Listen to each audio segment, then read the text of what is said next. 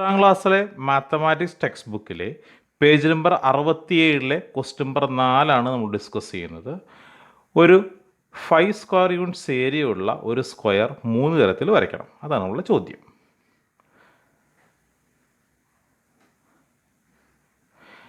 ഒന്നാമത്തെ method Pythagoras theorem ഉപയോഗിച്ച് നമ്മൾ ചെയ്യുന്നത്, ബേസ് 2 യൂണിറ്റും ഓൾട്ടിറ്റ്യൂഡ് 1 യൂണിറ്റുമുള്ള ഒരു റൈറ്റ് ട്രയാങ്കിൾ വരച്ചാൽ അതിൻ്റെ ഹൈപ്പോട്ടനസ് √5 യൂണിറ്റ്സ് ആയിരിക്കും എന്ന ആശയമാണ് നമ്മൾ ഈ കൺസ്ട്രക്ഷന് വേണ്ടി ഉപയോഗിക്കുന്നത്. ആദ്യമായി നമ്മൾ 2 സെൻറ്റിമീറ്റർ ലെങ്ത്തിൽ AB എന്ന സ്ട്രെയിറ്റ് ലൈൻ നിർമ്മിക്കുന്നു.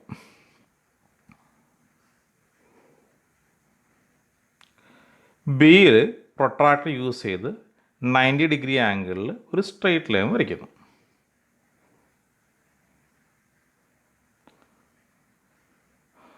കോമ്പസ് ഉപയോഗിച്ച് 1 യൂണിറ്റ് ലെങ്ത്തിൽ ആ സ്ട്രെയിറ്റ് ലൈനിൽ നമ്മളൊരു ആർക്ക് മാർക്ക് ചെയ്യുന്നു.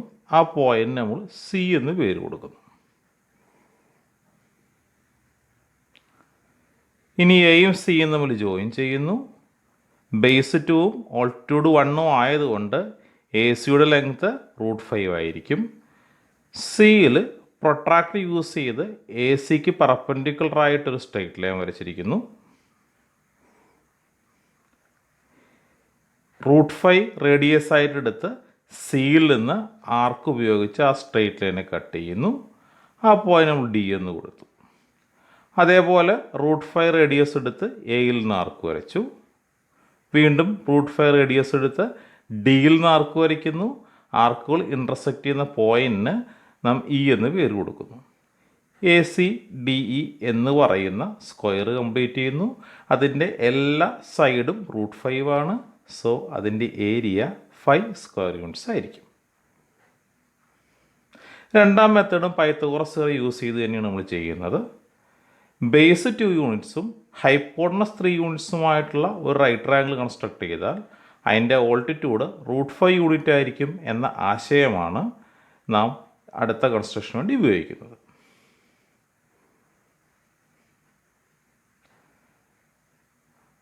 അതിനുവേണ്ടി ആദ്യം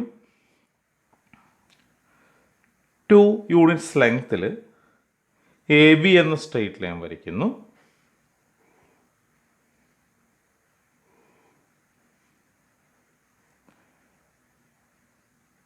പ്രൊട്രാക്ടർ യൂസ് ചെയ്ത് ബിയിൽ 90 ഡിഗ്രി ആംഗിളിൽ ഒരു സ്ട്രെയിറ്റ് ലൈൻ വരയ്ക്കുന്നു.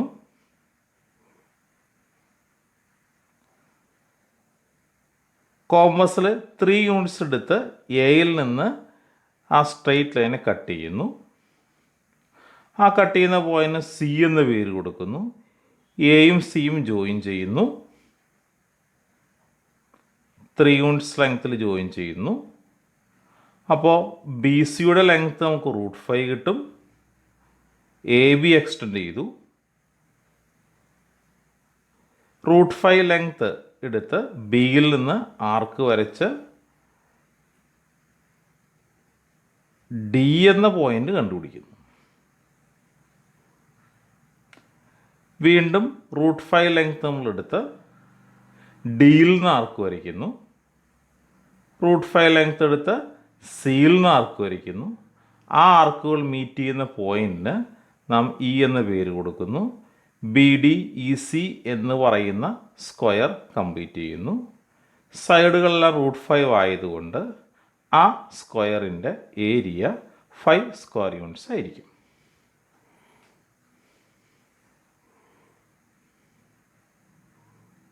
മെത്തേഡ് 3, ഒരു സെമി സർക്കിളിൻ്റെ ഡയാമീറ്ററാണ് AC. ആ ഡയാമീറ്ററിലുള്ള പോയിൻ്റാണ് B. ACക്ക് പെർപെൻഡിക്കുലറായിട്ട് BD എന്ന് പറയുന്ന ലൈൻ വരച്ചിരിക്കുന്നു. അങ്ങനെയെങ്കിൽ AB × BC = BD² എന്ന് നമ്മൾ നേരത്തെ പഠിച്ചിട്ടുണ്ട്. AB 5ഉം BC 1ഉം ആണെങ്കിൽ BDയുടെ ലെങ്ത് √5 ആയിരിക്കും. ആ ആശയം ഉപയോഗിച്ചാണ് നമ്മൾ മൂന്നാമത്തെ കൺസ്ട്രക്ഷൻ ചെയ്യുന്നത്.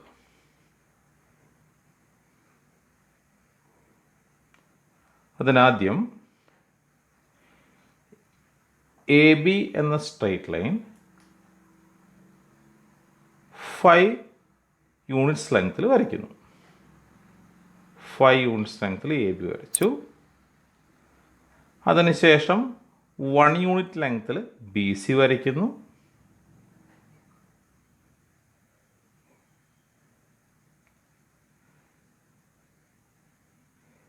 മോർ ദാൻ ഹാഫ് എടുത്ത് എ സിയുടെ മോർ ദാൻ ഹാഫ് എടുത്ത് മുകളിലും താഴത്തും എയിൽ നിന്ന് ആർക്കുകൾ വരയ്ക്കുന്നു.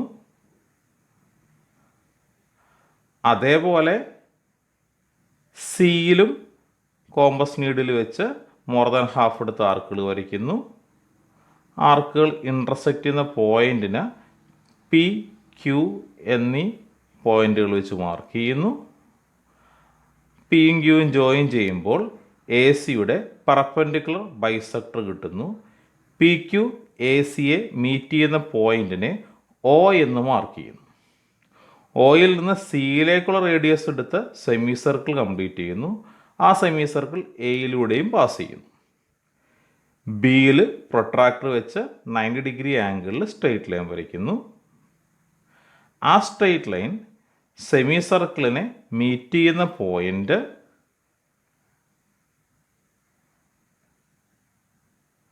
ഡി എന്ന് മാർക്ക് ചെയ്യുന്നു. ബിയുടെ ലെങ്ത് √5 ആയിരിക്കും.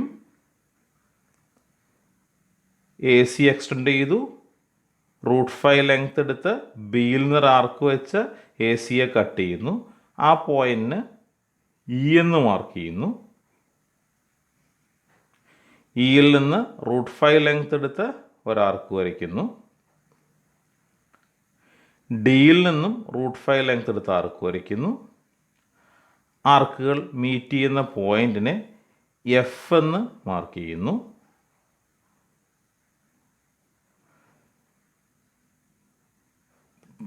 ബി ഇ എഫ് ഡി എന്ന സ്ക്വയർ കംപ്ലീറ്റ് ചെയ്യുന്നു. സ്ക്വയറിൻ്റെ എല്ലാ സൈഡ്സും √5 യൂണിറ്റ്സ് ആയതുകൊണ്ട് സ്ക്വയറിൻ്റെ ഏരിയയും 5 സ്ക്വയർ യൂണിറ്റ്സ് ആയിരിക്കും.